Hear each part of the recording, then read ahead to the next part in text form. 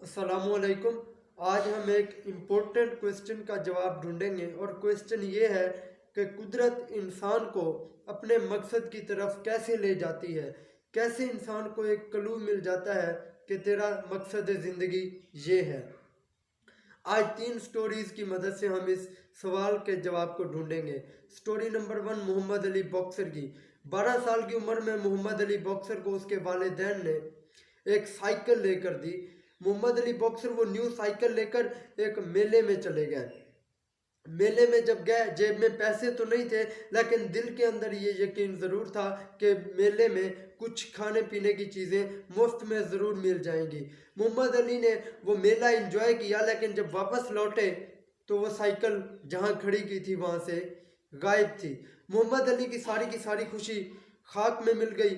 वो गुस्से से पुलिस स्टेशन पहुंचे और वहाँ एक पुलिस मैन से रिक्वेस्ट की, और रिक्वेस्ट करने के बाद मोहम्मद अली बॉक्सर ने गुस्से से कहा कि मुझे अगर वो चोर मिल गया जिसने मेरी साइकिल चुराई है तो मैं तो मार मार कर उसकी हड्डियां तोड़ दूंगा। वो पुलिसमैन मुस्कुराया और कहने लगा, ओ भाई, पहले लड़ना तो सीख ले। वो पुलिसमैन एक बॉक्सर था।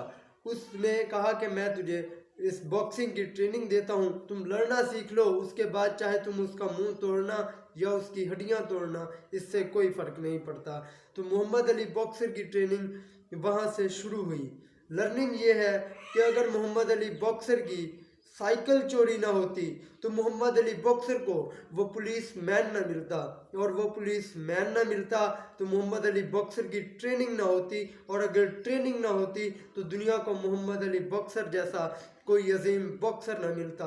स्टोरी नंबर 2 हज़रत इकबाल। हज़रत इकबाल ने 2 मरतबा मुकाबले का इम्तिहान दिया, लेकिन दोनों बार वो नाकाम हो गए।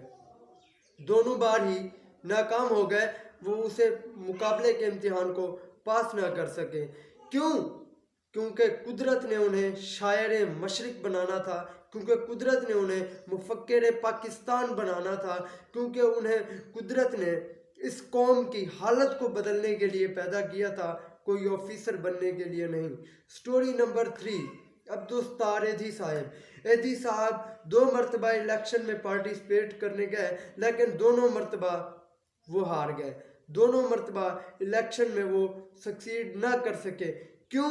क्योंकि कुदरत ने उन्हें पॉलिटिशियन बनाने के लिए पैदा नहीं किया था, मुल्क पाकिस्तान और इस कौम की खिदमत के लिए पैदा किया था।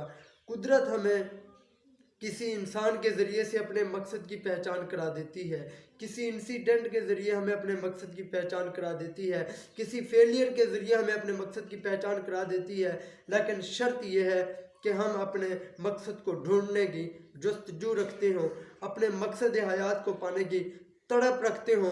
तो कुदरत इतनी मेहरबान ज़रूर है कि वो हमें अपने मकसद की तरफ ले जाने के लिए इशारे और रास्ते ज़रूर देती है। Thank you so much.